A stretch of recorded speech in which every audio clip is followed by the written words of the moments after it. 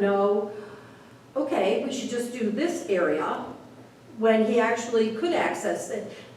This is where it's like, how do we make these decisions? Yeah, and the developer could have some interesting ideas on, hey, you know, again, with maybe some basic constraints, the HOA doesn't want a 10-story building, they don't want to clear, you know, acres of trees, things like that, but given those constraints, you go to a developer or several developers and say, give us your vision with these constraints, give us your vision for how this thing could work, because ultimately that's what is going to be pitched to the HOA, you know, and maybe even they could even present it to the HOA. Okay, with the developer, I could see that, but he's talking about for us to try to get... Back for the board, you know, and for the small group, it would be back to that blob type plan. Okay, here's the pool parcel. Well, if we take, you know, a quarter of the parking lot, we can get this much more. And if we take half of the parking lot, we can, you know, and you start building from that.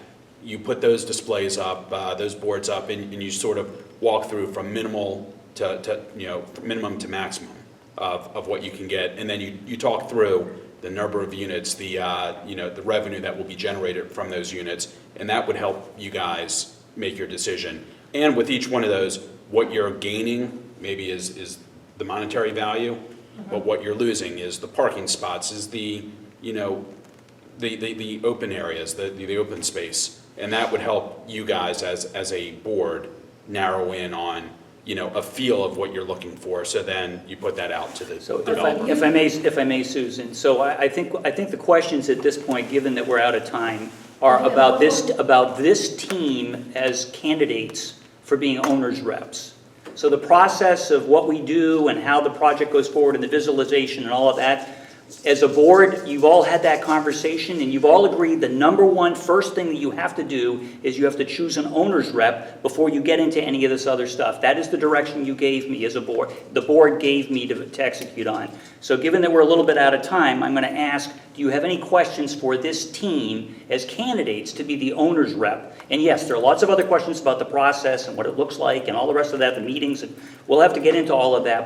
But for the purposes of tonight, we're interviewing these folks about being a rep for us. Any other questions about their... I do have one more. Okay. So when the developer comes in, we've talked to some people who would actually be there through the whole construction and work on our behalf.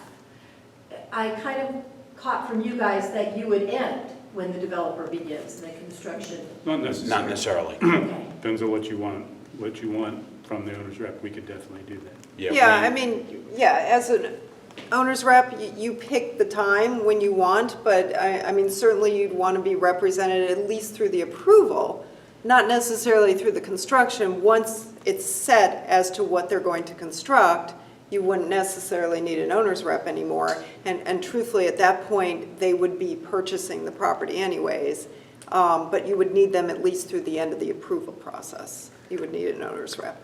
Yeah, just for our firm, you know, sort of what Parker was leading into, with that, we can stop at any stage, and we serve our clients, you know, today through what's known as bond release. So after a building is built and you go back to the municipality to get off the bond, we could be there every step of the way with the owner, you know, walking the owner through. We're not going to direct the, you know, construction manager how to build his building, which nails, screws, tile to put in, but we will make sure that the overall, you know, look and feel is what the association is looking for. And that the concrete meets the slump test if we wanted that, and so on and so forth. Because you guys actually do project representation throughout. Right. So you make sure that what gets built is what was contracted for, what's in the plans, and that... Correct. Yeah, so you could do, I mean, that's really your specialty, right? Correct. Is the actual management of the project from a quality ownership perspective, making sure the owner is getting what he's contracted for and what he's paying for. Correct. So that they could handle that.